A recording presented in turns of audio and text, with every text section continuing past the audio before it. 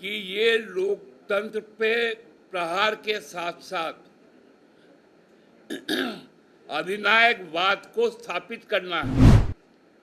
इस संविधान को तितर बितर करने का फैसला किया। झारखंड मुक्ति मोर्चा इसका सहन नहीं करेगा। सर्वशक्तिमान राजा कोई हो जाएगा, ये लोकतंत्र में नहीं चलेगा। आप चुनाव हार रहे हैं और चुनाव हारने के बाद आप लोगों के ऊपर में अपना शासन थोप रहे हैं। 25 लाख जनप्रतिनिधियों को चुनकर 150 करोड़ के इस पूरे देश में लोगों का प्रतिनिधित्व ये 25 लाख जनप्रतिनिधि करते हैं।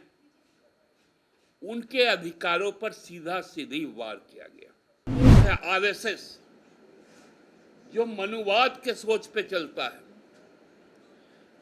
एकात्म मानवतावाद पर सोचता है,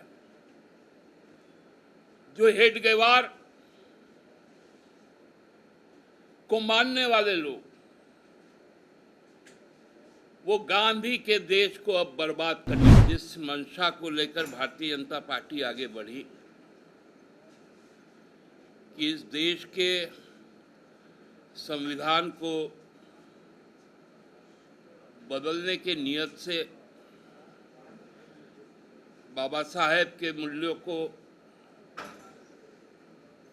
डॉक्टर राजेंद्र प्रसाद जैसे मनुष्यों के विचारोपरांत जो देश का ग्रंथ बना हमारा संविधान, उस संविधान को बदलना के लिए जो एक सोची समझी पटकथा लिखी गई, जिसमें जनतांत्रिक मूल्यों का क्षरण होगा, जिसमें लोकतांत्रिक व्यवस्थाएं ध्वस्त होंगी और अधिनायकवाद स्थापित होगा, साम्राज्यवाद स्थापित होगा नए रूप में। आज 100 दिन के शासनकाल के बाद एनडीए की सरकार ने उस दिशा में एक पहला कदम आगे बढ़ा दिया। आज के कैबिनेट में इस देश में 1 नेशन 1 इलेक्शन के प्रस्ताव जो पूर्व राष्ट्रपति रामनाथ कोविंद जी के अध्यक्षता में एक कमेटी गठित की गई थी, उस रिपोर्ट को लागू कर दिया गया और इसकी तिथि भी लगभग एक प्रारूप के तहत 29 का चुना गया, 2029 का चुना गया और जो लगभग पूरे देश में लोकतांत्रिक संस्थाएं हैं, देश की लोकसभा, राज्यसभा, विधानसभा, विधान परिषद, जिला परिषद, ग्राम पंचायत और उसके साथ साथ जो नगर निगम, नगर पालिका, नगर पंचायत, नगर परिषद, लगभग 25 लाख जनप्रतिनिधियों को चुनकर 150 करोड़ के इस पूरे देश में लोगों का प्रतिनिधित्व ये 25 लाख जनप्रतिनिधि करते हैं। उनके अधिकारों पर सीधा सीधी वार किया गया। आप सोचिए, हमारे यहाँ पर जो परंपरागत शासन व्यवस्था है, जो हम कह सकते हैं कि जो आदिवासी जो परंपरा है, जिसमें सामुदायिकता, सामूहिकता इसके मूल में है और जो वैशाली जहां जनतंत्र की स्थापना हुई, उस पूरे परंपरा पर यह कुठाराघात है और ये असंभव और अतार्किक है। हम लोग सब जानते हैं, हमारे जो संविधान में जो वर्णित है, जो सरकार की व्यवस्थाएं वर्णित है, कि जो सदन के अंदर में जिनकी सबसे ज़्यादा, जिन गोष्ठी की, जिन राजनीतिक दल की जो सबसे बड़ी संख्या होगी, बहुमत होगी, उनकी सरकार बनेगी, वो शासन चलाएगा। लेकिन उसके विरुद्ध एक विपक्ष भी होगा जो समय समय पर सरकार की आलोचनाएं भी करेंगी और जनहित के मुद्दों को सामने लाएंगे। अब वो सारा प्रक्रिया समाप्त करने की दिशा में, क्योंकि यही भारतीय जनता पार्टी निर्वाचित सरकारों को, उनके अधिकारों को काटती है, सरकारें तोड़ती है, दल को तोड़ती है और अपने साथ या तो खरीद फरोख्त कर, या प्रलोभन देकर, या उनको सत्ताशी कर, या उन पर मुकदमा लादकर उनको अपने तरफ ले लेती है। ये व्यवस्था उस ओर बढ़ रहा है। सहज अंदाजा लगाया जा सकता है कि भारतीय जनता पार्टी का जो मुख्य उनका स्रोत है आरएसएस, जो मनुवाद के सोच पे चलता है, एकात्म मानवतावाद पर सोचता है, जो हेडगेवार को मानने वाले लोग, वो गांधी के देश को अब बर्बाद करने पे तुले हैं। यह अधिकार सीमित किए जाएंगे। ये वन नेशन वन इलेक्शन, ये कहां की सोच है? क्या इससे सरकारें स्थिर रह पाएंगी? जहां 2028 में जिन विधानसभाओं का कार्यकाल समाप्त हो रहा है, 27 में कार्यकाल समाप्त हो रहा है, क्या वहां पर केंद्र सरकार का शासन रहेगा 2 साल तक और वो अपने अनुरूप चुनाव की तैयारी करेगी? ये बहुत खतरनाक है। इस देश में जो लोग भी जमहूरियत, लोकतंत्र बचाना चाहते हैं, आज उनके लिए एक बहुत बड़ी चुनौती है। जो संविधान को बचाना चाहते हैं, क्योंकि संविधान ने आदिवासियों के लिए, दलितों के लिए, अल्पसंख्यकों के लिए, महिलाओं के लिए, युवकों के लिए, विद्यार्थियों के लिए, सबके लिए, और जो राज्य सरकारें हैं उनके लिए भी कई आर्टिकल्स, कई अनुसूची, कई कानून तय किए हैं, जिसको हम लोग कॉन्स्टिट्यूशनल शील्ड कहते हैं, संवैधानिक कवच। उन पर यह आघात होगा। हमको समझ में नहीं आता, कल तक जो 100 दिन का वाहवाही लूट रहे थे कि हमारी उपलब्धि ये है, हमारी उपलब्धि ये है, आज 100 दिन के बाद जब कैबिनेट बैठा तो देश को किस रास्ते में ले जाने का फैसला किया, इस संविधान को तितर बितर करने का फैसला किया। झारखंड मुक्ति मोर्चा इसका सहन नहीं करेगा। सर्वशक्तिमान राजा कोई हो जाएगा, ये लोकतंत्र में नहीं चलेगा। आप चुनाव हार रहे हैं और चुनाव हारने के बाद आप लोगों के ऊपर में अपना शासन थोप रहे हैं। भारतीय जनता पार्टी झारखंड में भी, कल तो राष्ट्रपति महोदया आ रही हैं, उसके बाद से उनके कई नेता आएंगे। कई जगहों पर जाएंगे, उनके नेताओं के मुंह से जो बातें निकल रही हैं, प्रधानमंत्री भूत की चर्चा करते हैं, प्रधानमंत्री जी भूत की चर्चा करते हैं और भूत भगाने के लिए भी लोग आ जाते हैं। आप सबने देखा होगा। अभी गृहमंत्री जी भी आने वाले हैं।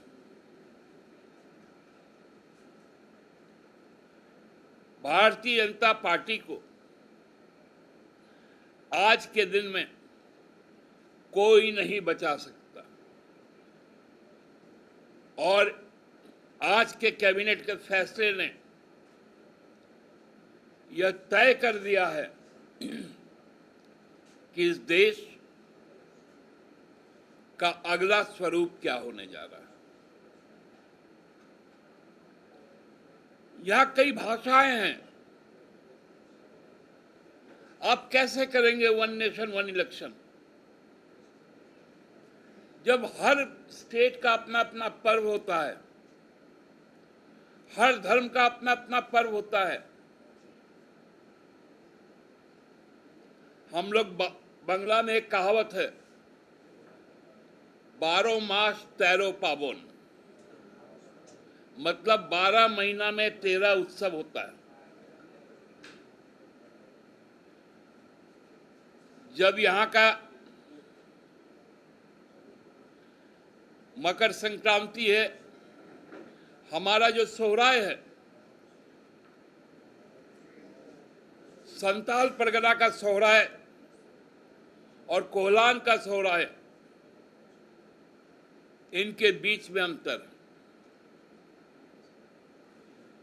कौन सा ऐसा प्रदेश है जहां पर हर माह कोई ना कोई फेस्टिवल चलता हो, परीक्षाएं चलती हो,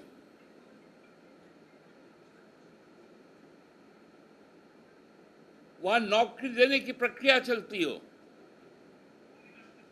हर राज्य सरकार करती है। अब आप राज्य सरकार को उन चीजों से रोकने जा रहे हैं कि आप न इस देश में त्योहार मना पाएंगे, न बच्चों को आप परीक्षाएं लेने देंगे,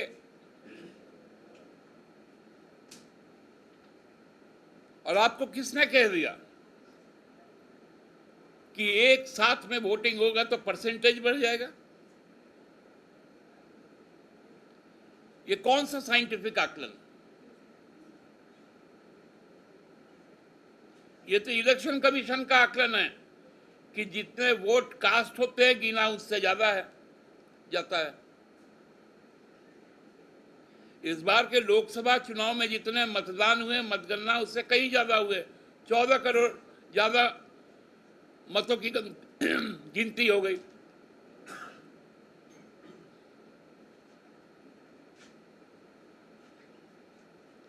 और जो राष्ट्रीय एवरेज है वो 66-67% का होता है लोकसभा में,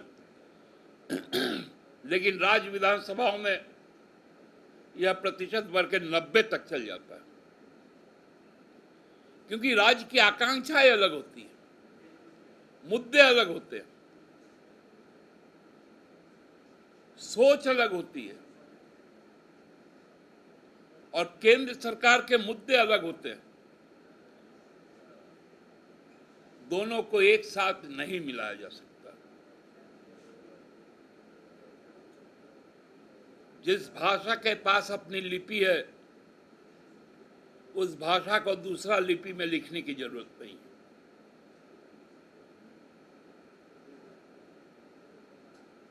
संविधान को व्हाट्सएप की भाषा मत बनाइए। संविधान की भाषा जो अपने लिपि में स्पष्ट अंकित है, उसी के अनुरूप रखिए। यह खतरनाक संकेत का जवाब हम लोग विधानसभा में देंगे। विधानसभा के चुनाव में उनको बताएंगे। जिस आग को लेकर भारतीय जनता पार्टी चल रही है, वो आग उन्हीं को जलाकर राख करेगी।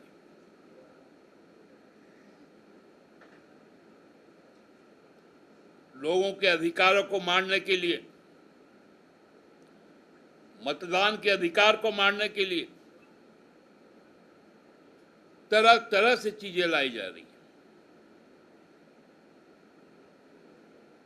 अब 1 नेशन 1 इलेक्शन, अब होगा 1 नेशन 2 सिटीजन। एक देश दोहरी नागरिकता, यह उनका दूसरा स्टेप है कि खास धर्म और विचार के लोग वोट करेंगे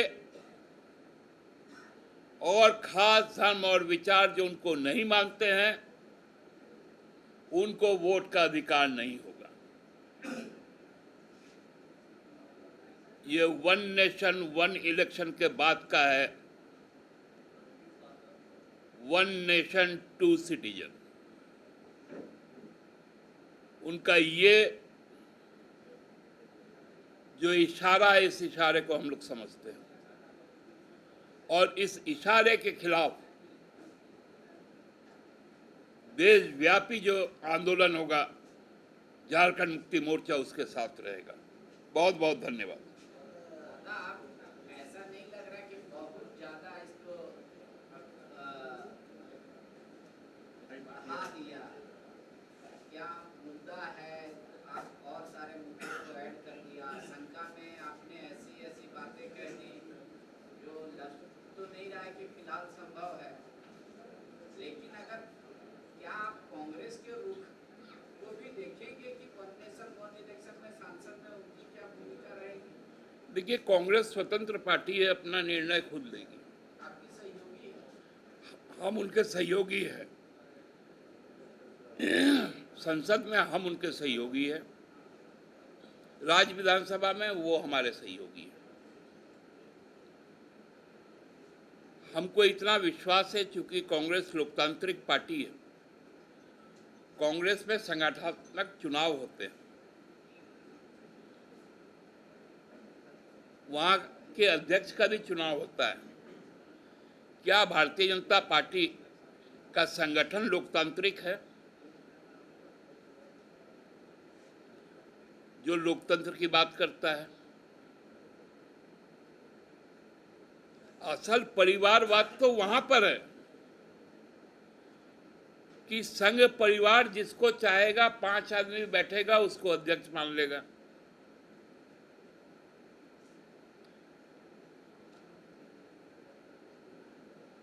तो लोकतंत्र का हत्या की शुरुआत संघ के विचारधारा से होती है, जो भाजपा प्रतिस्थापित करती है, अब वो देश में थोपने का तैयारी है। जिसकी वकालत खुद राहुल गांधी ने भी की है कि 1 नेशन 2 सिटीजन होना चाहिए। दूसरा, आप लोग इसीलिए नहीं मान रहे कि आप लोग को आशंका है कि आप लोग चुनाव जीत नहीं पाएंगे। कहा? बीजेपी के अपने दर्द है, बीजेपी कह रही है कि एक साथ 1 नेशन 1 इलेक्शन होता है तो चुनाव में होने वाला खर्च कम होगा। और दूसरा, आप इसलिए नहीं मान रहे हैं क्योंकि आपको आशंका है कि आप चुनाव जीत नहीं पाएंगे। सर दादा, इसको दूसरे शब्दों में ऐसे समझिए कि क्षेत्रीय दलों के संकट पे, क्षेत्रीय दलों के अस्तित्व पे संकट आ जाएगा। मैंने आपको क्या कहा कि ये लोकतंत्र पे प्रहार के साथ साथ अधिनायकवाद को स्थापित करना है।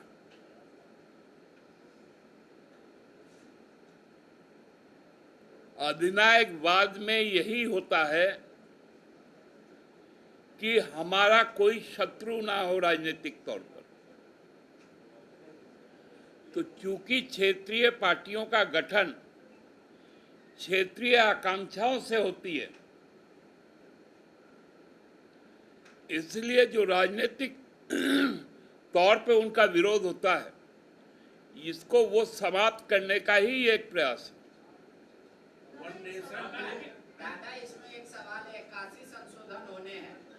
अगर मान लीजिए राज्य निकाय को भी दिया गया कि आप सेम टाइम में पंचायत का भी इलेक्शन कराइए, नगर निगम का भी, तो क्या आप विधानसभा से सरकार को कहेंगे इस विधेयक को पास ना करेगा? हम तो किसी भी सूरत में इस व्यवस्था को नहीं मानने वाले लोग हैं। इस व्यवस्था को नहीं मानने वाले लोग, स्पष्ट शब्दों में। दादा, एक चीज है कि ये इस तरह के कई दूसरे देशों में तो है, मतलब पहले भी इस तरह की चर्चा हो रही है, फिर आपको क्यों लग रहा है आज जो दूसरे विपक्षी पार्टियां वो क्यों विरोध कर रही हैं? मित्रवर, कई देशों में इस तरह की चीजें हैं। उन देशों का डाइवर्सिफिकेशन हमारे देश के जैसा नहीं है। यूनिटी ऑफ डाइवर्सिटी इसी नेशन का है। हमारी राष्ट्रीयता एक होते हुए भी अन्य उपराष्ट्रीयता हमारे अंदर में है। हमारे शासन व्यवस्था में शासकीय जो भाषाएं हैं वो कई भाषाएं हैं, हर राज्य की अपनी भाषा है, जो अन्य देशों में नहीं है। इसलिए हम लोग यूनियन ऑफ स्टेट कहलाते हैं। हम भारत गणराज्य कहलाते हैं। रिपब्लिक ऑफ इंडिया हमारा ऑफिशियल नेम है। भारत गणराज्य, राज्यों का यहाँ पर महत्व संविधान में स्थापित है। आप उसको बदल नहीं सकते। दादा, बीजेपी का हो के प्रति प्रेम आकर्षित हो रहा है। 8वीं अनुसूची को लेकर चंपई सोरेन ने भी पत्र लिख दिया, आप लोग भी पहले पत्र लिखे थे। माना जा रहा है कि जल्दी नोटिफिकेशन होगा, तो इसको किस रूप में देखा जाना चाहिए कि आपकी बात बीजेपी ने मान ली, या चंपई सोरेन की बात मान ली, या फिर चुनाव है? अब देखिए, आपने अच्छा सवाल किया। प्रधानमंत्री जी को भी फोटो हो याद तब आया जब झारखंड मुक्ति मोर्चा ने उनको याद किया। अब वहां पर चूंकि आदिवासी हितैषी इसके पहले तो कोई थे नहीं, अब उनको मिला है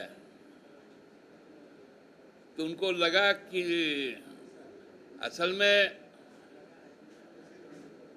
मैंने क्या कहा कि जो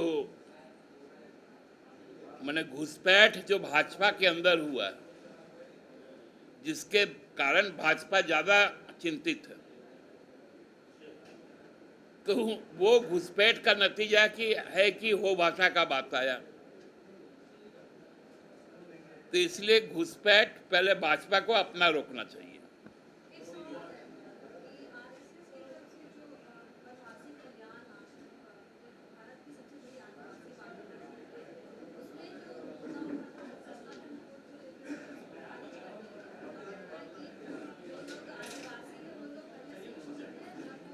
देखिए, वनवासी कल्याण आश्रम का जो मुख्य संचालक है, जिनको कुछ क्या कौन पद्मश्री ना क्या मिला हुआ, पद्म अवार्डी है, वो खुद आदिवासी नहीं।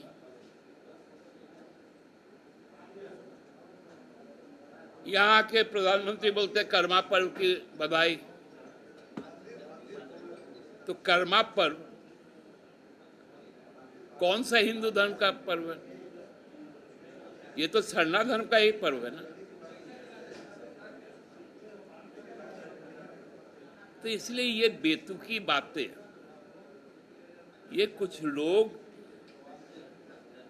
को बरगलाकर नौकरी देकर वहां रखकर उनसे बुलवाया जाता है, इसका कोई प्रासंगिकता नहीं। दादा, जैसा कि अभी आपने कहा, एक विशेष वर्ग को वोट के अधिकार से रोकने की एक पहल है। अगर आपकी प्रयास रही ये सच है, तो क्या देश जो विकसित देश की कैटेगरी में इसको लाने का दावा किया जा रहा है, उसको पूरा किया जा सकेगा? आप विकसित देश का मतलब डेफिनेशन क्या है, परिभाषा क्या है? पहले तो एक विकसित देश का परिभाषा करना चाहिए कि देश का नेता यदि इतना संकुचित विचारों का होगा, प्रधानमंत्री पद पर रहते हुए यदि घुसपैठ की चर्चा करेगा, मुसलमानों का चर्चा करेगा, रोहिंग्याओं का चर्चा करेगा, तो यदि देश के नेता का विचार यदि विकसित नहीं है तो देश का विकसित तो होना बहुत दूर है।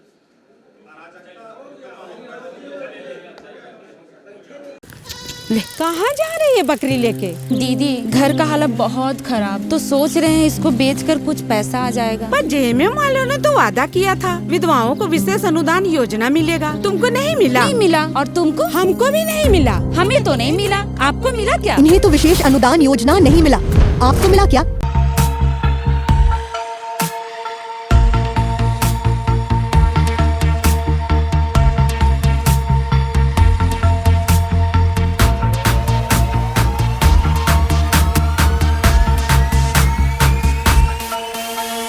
TheFollowUp.in.